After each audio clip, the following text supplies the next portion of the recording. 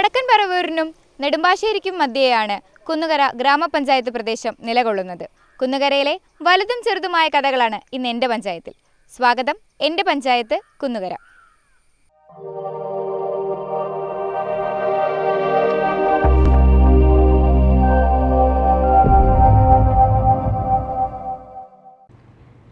എറണാകുളം ജില്ലയിലെ നോർത്ത് പറവൂർ താലൂക്കിൽ പാറക്കടവ് ബ്ലോക്കിൽ കുന്നുകര, പുത്തൻവേലിക്കര, കരുമാലൂർ എന്നീ വില്ലേജുകളുടെ പരിധിയിൽ വരുന്ന ഗ്രാമപഞ്ചായത്താണ് 21.25 ചതുരശ്ര കിലോമീറ്റർ വിസ്തീർണമുള്ള കുന്നുകര ഗ്രാമപഞ്ചായത്ത്.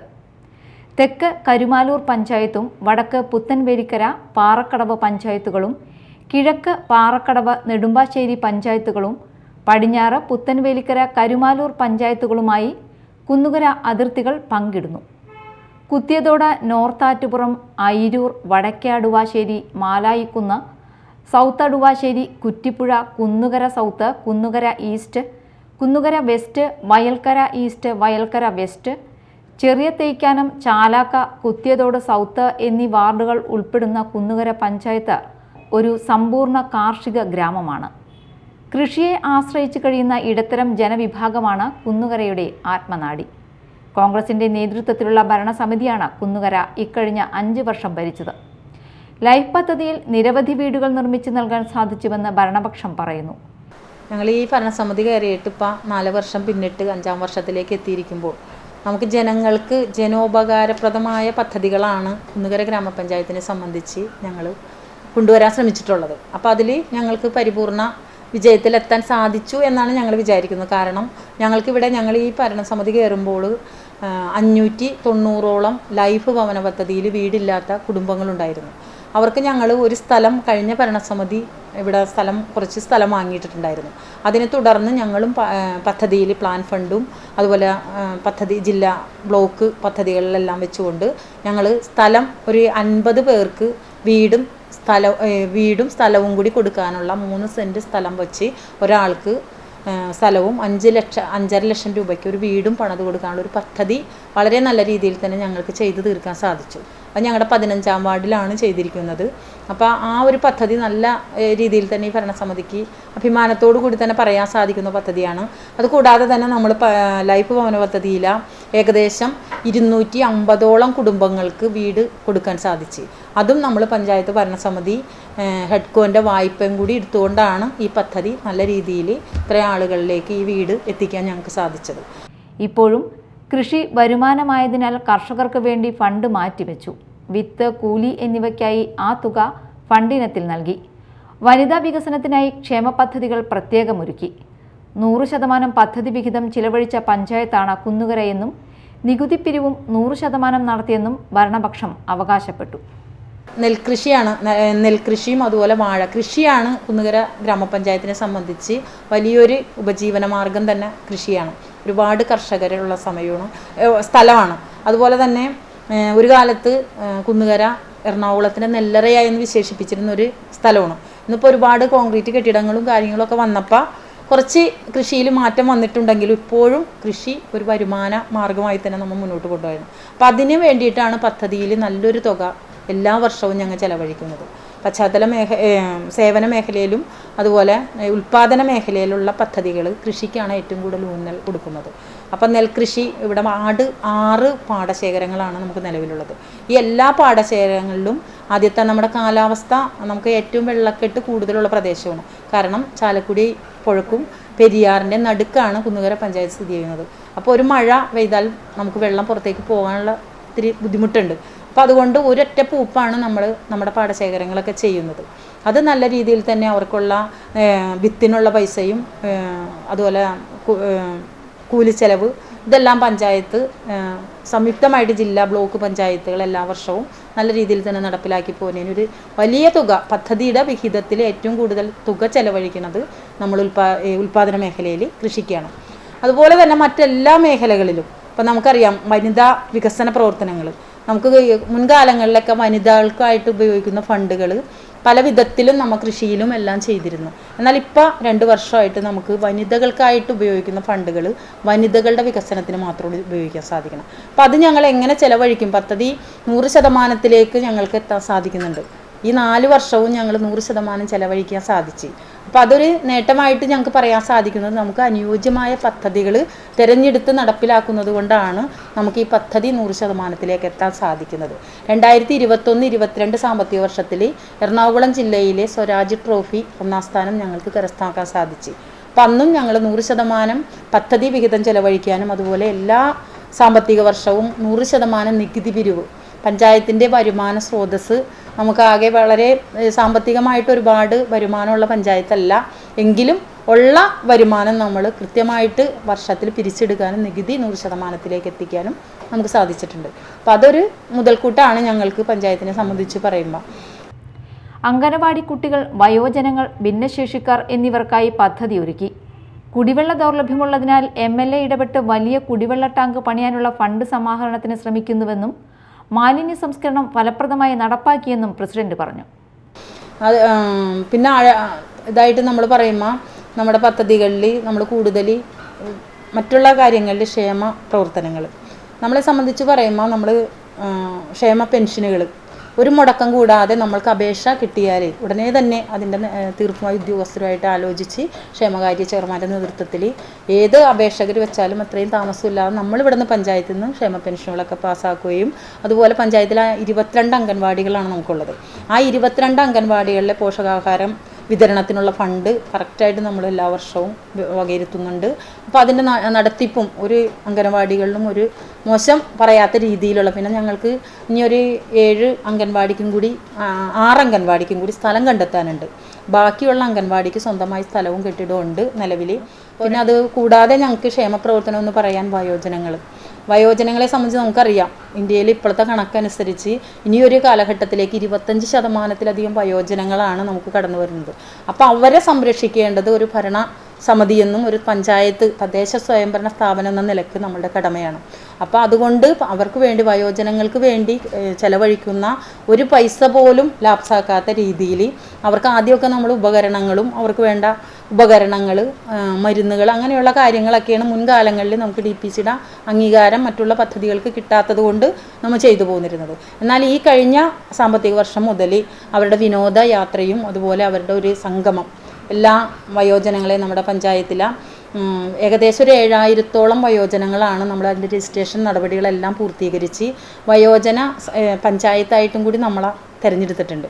എന്നു വെച്ചാൽ നമ്മുടെ വയോജനങ്ങളുടെ ഉള്ള പ്രവർത്തനങ്ങളെ വിലയിരുത്തിക്കൊണ്ടാണ് സംസ്ഥാന ഗവൺമെൻറ് ഏകദേശം 19 പഞ്ചായത്തുകളെയാണ് വയോജന കൂട്ടായ്മ എന്ന് പറഞ്ഞുകൊണ്ടൊരു ഇതിലോട്ട് പെടുത്തിയേക്കണം. അപ്പോൾ അതിലും നമ്മൾ പെട്ടിട്ടുണ്ട്.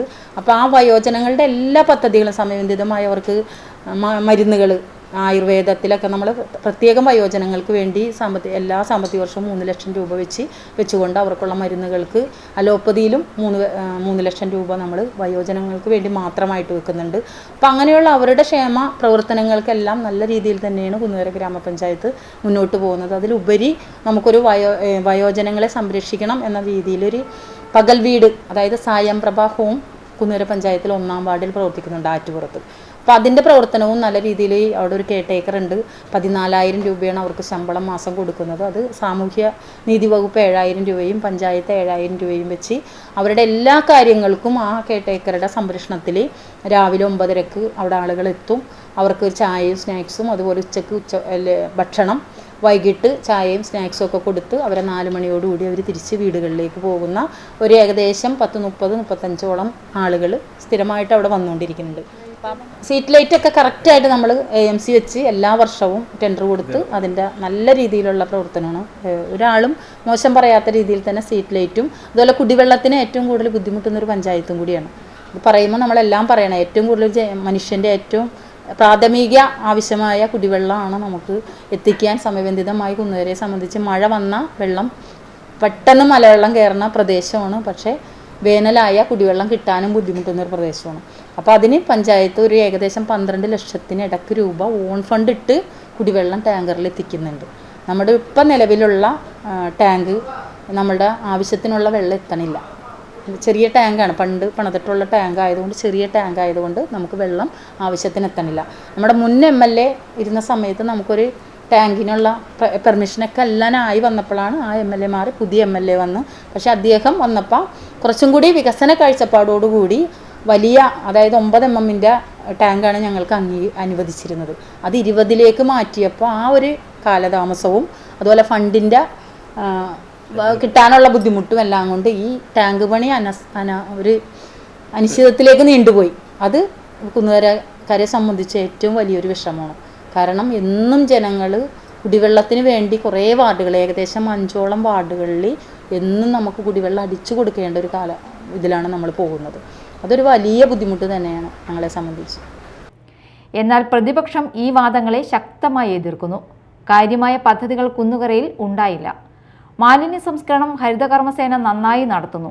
ലൈഫിൻ്റെ വീടുകളിൽ പൂർണ്ണതയില്ല. നിർമ്മാണത്തിൽ അപാകതയെന്ന് പരാതിയുണ്ടെന്നും പ്രതിപക്ഷാംഗം പറഞ്ഞു. പിന്നെ കുന്നുകര ഗ്രാമപഞ്ചായത്തെ സംബന്ധിച്ച് പറയാൻ കാർഷിക മേഖലയാണ് കുന്നുകര ഗ്രാമപഞ്ചായത്ത്. കാർഷിക മേഖലയ്ക്ക് മുൻതൂക്കം കൊടുക്കുന്ന ഒരു പഞ്ചായത്താണ്. കൃഷിയാണ് മുഖ്യ തൊഴിലായിട്ടുള്ളത്. പിന്നെ വികസനം എന്ന് പറയാൻ കാര്യമായിട്ട് നമ്മുടെ കുന്നുകര ഗ്രാമപഞ്ചായത്ത് നടന്നിട്ടില്ല എന്നാണ് എനിക്ക് പറയാനുള്ളത്. തുടർ പ്രവർത്തനങ്ങൾ കുടുംബശ്രീ ആയാലും തൊഴിലുറപ്പായാലും മാലിന്യ സംസ്കരണം നല്ല രീതിയിൽ നടന്നു പോകുന്നുണ്ട്. ഹരിതകർമ്മസേനയുടെ നല്ല രീതിയിലുള്ള പ്രവർത്തനം കുന്നുകര ഗ്രാമപഞ്ചായത്തിലുണ്ട്, നല്ല രീതിയിൽ നടന്നു പോകുന്നുണ്ട്. പിന്നെ സർക്കാരിൻ്റെ ഒരു നല്ല പദ്ധതിയായിരുന്നു മാലിന്യ സംസ്കരണത്തിൽ ക്ലീൻ കേരള എന്നുള്ള പദ്ധതി വന്നിട്ട് മാർച്ച് 30 എല്ലാ പഞ്ചായത്തുകളും ക്ലീൻ കേരളയായിട്ട് പ്രഖ്യാപിക്കണമെന്ന് പറഞ്ഞിട്ട് നമ്മുടെ ജില്ലയിൽ, എറണാകുളം ജില്ലയിൽ കുന്നുകര ഗ്രാമപഞ്ചായത്തും കുന്നന്താട് പഞ്ചായത്തുമാണ് പ്രഖ്യാപിക്കാതിരുന്നിട്ടുള്ളത്. 2 പഞ്ചായത്തും നമ്മുടെ സർക്കാരിനോട് നല്ല മനോഭാവത്തിലല്ല ആ കാര്യം ചെയ്തത്. പിന്നെ പറയാനുള്ളത്, തനതായിട്ടൊരു വരുമാനം കണ്ടെത്താൻ ഉള്ളൊരു പ്രവർത്തനം പഞ്ചായത്തിൻ്റെ ഭാഗത്തുനിന്നുണ്ടായിട്ടില്ല. സാധാരണ നമുക്കിടെ പഞ്ചായത്തിന് വരുമാനം ഉണ്ടാക്കുന്ന എന്തെങ്കിലും കെട്ടിടങ്ങളോ അല്ലെങ്കിൽ വരുമാനം ഉതകുന്ന രീതിയിലുള്ള ഒരു പ്രവർത്തനങ്ങളോ ഈ 3 ടൈമായിട്ട് കോൺഗ്രസ്സാണ് കുന്നുകര ഗ്രാമപഞ്ചായത്ത് ഭരിക്കുന്നത്. 3 ടൈമായിട്ടും ഉണ്ടായിട്ടില്ല. പിന്നെ അതിനു മുന്നേ LDFൻ്റെ ഭരിച്ചിരുന്നപ്പോഴാണ് അവിടെയുള്ള വ്യവസായ സമുച്ചയങ്ങൾ, കടമുറികൾ പണിത് അത് വാടകയ്ക്ക് കൊടുത്തിട്ടാണ് ആ ഒരു വരുമാനം മാത്രമേ, പിന്നെ കെട്ടിട നികുതിയും, അത് മാത്രമേ കുന്നുകര ഗ്രാമപഞ്ചായത്തിന് തനത് വരുമാനം എന്ന് പറയാനുള്ളത്. പിന്നെ കുറച്ചൊരു മെഡിക്കൽ കോളേജ് ഉണ്ട്, കുറച്ച് തൊഴിൽ നികുതി കിട്ടുന്നുണ്ട്. അതാണ് വരുമാനം ആയിട്ട് പറയാനുള്ളത്. വഴി ജലജീവനുമായിട്ട് ബന്ധപ്പെട്ട് വഴിയുടെ കാര്യത്തിൽ വഴി വളരെ ശോചനീയാവസ്ഥയാണ്. ജലജീവനുമായിട്ട് ബന്ധപ്പെട്ടാണ് വഴികൾ മുഴുവനും ഇങ്ങനെ കുത്തിപ്പൊളിച്ച് അതിൻ്റെ മെയിൻ്റനൻസ് ഗ്രാൻഡ് കിട്ടി. നമുക്ക് 18 കോടി രൂപ നമുക്ക് കിട്ടിയിട്ടുണ്ട്. പക്ഷേ അത് എഗ്രിമെൻറ്റ് വെച്ച കരാറുകാരൻ പകുതിക്ക് വെച്ച് അയാൾക്ക് 1 കോടി രൂപ കുന്നുകരയും കരിമാരൂർ കൂടിയാണ് അയാൾ ടെൻഡർ എടുത്തിരുന്നത്. പക്ഷേ അയാൾ 1 കോടി ചില്ലറ രൂപ ഇവിടെ നമ്മുടെ 2 പഞ്ചായത്തിലായിട്ട് ചിലവഴിച്ചിട്ടുണ്ട്. അത് കിട്ടാതെ ഇനി തുടങ്ങില്ല എന്നുള്ള രീതിയിൽ അയാളത് ഉപേക്ഷിച്ച് പോയിരിക്കുന്നൊരു രീതിയാണ് കാണുന്നത്. അപ്പോൾ ആ എടുത്ത രീതിക്ക് ചെയ്യുകയാണെങ്കിൽ ഇപ്പോൾ ഒരുമാതിരി പൂർത്തീകരിച്ചേനെ. പക്ഷേ അത് പൈസ ഇനി എൻ്റെ കയ്യിൽ പൈസയില്ല, പൈസ കിട്ടാത്ത രീതിയിൽ പുള്ളിക്കാരൻ അത് ഉപേക്ഷിച്ചിട്ടുമില്ല, എന്നാൽ പണിയിട്ട് പൂർത്തീകരിക്കണമില്ല. ആ രീതിയിൽ അവിടെ സ്റ്റോപ്പ് ചെയ്ത് നിർത്തിയേക്കാണ്. പിന്നെ കരാറുകാരൻ കുന്നുകര ഗ്രാമപഞ്ചായത്ത് 2 ടൈമായിട്ട് കരാറുകാർ പഞ്ചായത്തായിട്ട് വലിയ സഹകരണമില്ല. ടെൻഡർ വെച്ച് അവർ എടുക്കണമെന്നില്ല. ഈ പ്രാവശ്യം എടുത്ത ടെൻഡർ തന്നെ ഏറ്റവും ലാസ്റ്റായിട്ടൊക്കെ എടുത്ത് അവർ സ്പിൽ ഓവറായിട്ടാണ്, ഇപ്പോൾ 2 ടൈമായിട്ടും അത് സ്പിൽ ഓവറായിട്ടാണ് വർക്ക് വന്നേക്കുന്നത്. അപ്പോൾ നമുക്ക് കിട്ടുന്ന അതാത് വർഷം കിട്ടുന്ന പദ്ധതിയുടെ വിഹിതം കുറവാണ് വരുന്നത്. ഇപ്പോൾ കഴിഞ്ഞ പ്രാവശ്യം കിട്ടിയ പദ്ധതി വിഹിതത്തിൻ്റെ 20% നമുക്ക് ഈ പ്രാവശ്യം കിട്ടുള്ളൂ. ആ 20% ഈ സ്പിൽ ഓവർ കയറി വന്നപ്പോൾ അത് നമുക്ക് തീരെ ചുരുങ്ങിപ്പോയേക്കണം. ഇപ്പോൾ എൻ്റെ വാർഡിലൊക്കെ 10 ലക്ഷം രൂപയുടെ ഒരു റോഡ് വെച്ചിട്ട് ഈ വർഷം അത് പണിയാൻ പറ്റുള്ളൂ. അപ്പോൾ ആ ഫണ്ട് കൂടി നമുക്ക് ഈ വർഷത്തിൽ കുറയാണ്. അപ്പോൾ അങ്ങനെ 2 ടൈമായിട്ട് നമുക്ക് അങ്ങനത്തെ ഒരു പോരായ്മ വന്നിട്ടുണ്ട്. റോഡിൻ്റെ കാര്യത്തിൽ അതാണ് നമുക്ക് ഒരു വീഴ്ച സംഭവിച്ചിട്ടുണ്ട് കരാറുകാരുടെ ഭാഗത്തുനിന്നും. പിന്നെ ഇവിടെ നമ്മൾ വച്ചിട്ട് അവരുടെ ടാറിങ് അവർക്ക് നഷ്ടമാണെന്നുള്ള രീതിയിലാണ് ടൈലെടുക്കുന്നുണ്ട്. ടാറിങ്ങിൻ്റെ റോഡുകളൊന്നും അവർ തന്നെ കരാറുകാർ എടുക്കാത്തൊരു പ്രവണത കണ്ടുവരുന്നുണ്ട്. ക്ലീൻ കേരള ഹരിതകർമ്മസേന നല്ല രീതിയിൽ പ്രവർത്തിക്കുന്നുണ്ട്. കുന്നുകരയിൽ നല്ല സപ്പോർട്ടുണ്ട്. പഞ്ചായത്തും സെക്രട്ടറിയൊക്കെ നല്ല സപ്പോർട്ടോടുകൂടിയാണ് ഹരിതകർമ്മസേന ക്ലീൻ കേരളയായിട്ട് ബന്ധപ്പെട്ട് ചെയ്തു പോകുന്നത്. അതിനകത്ത് ഇത്തിരി ഉള്ളത് കുറച്ച് വാർഡുകൾ മാത്രമേ ഇത്തിരി താഴേക്ക് പോയിട്ടുള്ളൂ. അതിനകത്ത് സർവീസിംഗ് എന്ന് പറഞ്ഞാൽ 100% ആക്കണമെന്ന് സർക്കാരിൻ്റെ കർശന നിർബന്ധം വരുന്നു. എല്ലാ വാർഡുകളും 100% ആക്കി നല്ല രീതിയിൽ പഞ്ചായത്ത് മാലിന്യമുക്ത പഞ്ചായത്തായിട്ട് പ്രഖ്യാപിക്കണം എന്നുള്ള രീതിയിലാണ് സർക്കാർ കർശനമായിട്ട് അതിന് നമുക്ക് നിർദ്ദേശം തന്നിട്ടുണ്ടായിരുന്നു. പക്ഷേ കുറച്ച് വാർഡുകൾ ഇപ്പോഴും തീരെ പുറകിൽ തന്നെയാണ്. ജനങ്ങൾ സഹകരിക്കണില്ല എന്നുള്ളൊരു രീതിയാണ് കണ്ടുവരുന്നത്. പിന്നെ ഉണ്ടായൊരു കാര്യമാണ് കഴിഞ്ഞ മാർച്ച് 30 പഞ്ചായത്ത് ക്ലീൻ പഞ്ചായത്തായിട്ട് കുന്നുകര ഗ്രാമപഞ്ചായത്ത് ക്ലീൻ പഞ്ചായത്തായിട്ട് മാലിന്യമുക്ത പഞ്ചായത്തായിട്ട് പ്രഖ്യാപിക്കണമെന്ന് പറഞ്ഞിട്ട് കുന്നുകര ഗ്രാമപഞ്ചായത്ത് പ്രഖ്യാപിച്ചില്ല. അത് പ്രഖ്യാപിക്കാത്തതിൻ്റെ കാരണം മാലിന്യം മുക്തമായിട്ടില്ല എന്നുള്ളൊരു പന്നി ഫാമുണ്ട്. അത് മാലിന്യമുക്തമല്ല, പഞ്ചായത്തെല്ലാനും കറക്റ്റ് മാലിന്യമുക്തമായെന്ന് പറയാൻ പറ്റില്ല എന്നുള്ള രീതിക്ക് അവർ പ്രഖ്യാപിച്ചില്ല. നമ്മുടെ കുന്നുകര ഗ്രാമപഞ്ചായത്തും കുന്നത്തുനാടുമാണ് നമ്മുടെ ജില്ലയിൽ പ്രഖ്യാപിക്കാത്ത 2 പഞ്ചായത്തുകളുള്ളത്. റോഡുകൾ പണിയുന്നതിൽ മെല്ലെപ്പൊക്ക് നടത്തിയ പഞ്ചായത്താണ് കുന്നുകരയിൽ ഉണ്ടായിരുന്നതെന്നും പ്രതിപക്ഷം കുറ്റപ്പെടുത്തി. ജനങ്ങൾക്ക് ഏറ്റവും അത്യാവശ്യം വേണ്ടത് വെള്ളം, വെളിച്ചം, റോഡ്. ഇത് മൂന്നും ഉണ്ടായ ഒരു പരിധി വരെ ഒരു പഞ്ചായത്തിന് പിടിച്ചു നിൽക്കാൻ സാധിക്കും. അധികം വിമർശനമില്ലാതെ, വിമർശനം ഉണ്ടാവും എങ്കിലും ഒരു പരിധി വരെ ഏറ്റവും ആദ്യം വേണ്ടത് അതാണ്: വെള്ളം, വെളിച്ചം, റോഡ്. ഇത് വെളിച്ചം കുഴപ്പമില്ല, ലൈറ്റ് അത് നമ്മൾ കരാർ കൊടുക്കുന്നതാണ്. പഞ്ചായത്ത് ഒരു ടെൻഡർ വെച്ച് ഒരാൾക്ക് കരാർ കൊടുത്ത് 1 വർഷത്തേക്കുള്ള മെയിൻ്റനൻസ് അവർക്ക് കൊടുക്കുകയാണ്. ഇത്ര രൂപ തുക വെച്ചിട്ട് അത് അവർ ആ വർഷം വരെ പൂർത്തീകരിക്കും. പക്ഷേ റോഡും വെള്ളവും പഞ്ചായത്ത് നേരിട്ട് നടപ്പിലാക്കുന്ന കാര്യമാണ്. അപ്പോൾ അതിനകത്ത് നമുക്കതൊരു ഈ പ്രാവശ്യത്തെ ഭരണസമിതിയിൽ അതൊരു പോരായ്മ വന്നിട്ടുണ്ട്. മാലായിക്കുന്നിലൊരു ടാങ്ക് അത് കിഫ്ബിയുടെ ഫണ്ട് ഉപയോഗിച്ച് മന്ത്രി പറഞ്ഞേക്കണതാണ്. അത് ടെൻഡർ എടുത്തിട്ട് തന്നെയാണ് എനിക്കറിയാൻ കഴിഞ്ഞത്. മിക്കവാറും അടുത്ത് തന്നെ തുടങ്ങുമായിരിക്കും, അധികം താമസിക്കാതെ തന്നെ തുടങ്ങുമെന്നാണ് പ്രതീക്ഷിക്കുന്നത്. കുടുംബശ്രീ സാധാരണ നടന്നു പോണ രീതിക്ക് തന്നെയാണ്. അതൊന്നും ഇപ്പോൾ ഇവിടെ പറഞ്ഞാൽ അത് രാഷ്ട്രീയപരമായിട്ട് 2 കൂട്ടരും ചേരൂലായിരുന്നു. അത് ഇതിനകത്ത് പറയണ്ട. ഇനിയിപ്പോൾ അത് CDSൻ്റെ ചെയർപേഴ്സണും പ്രസിഡന്റ് കൂടി ചേരില്ല. പ്രസിഡന്റ് പറയണേ CDSൻ്റെ ചെയർപേഴ്സൺ ആലോചിക്കണില്ല എന്ന്.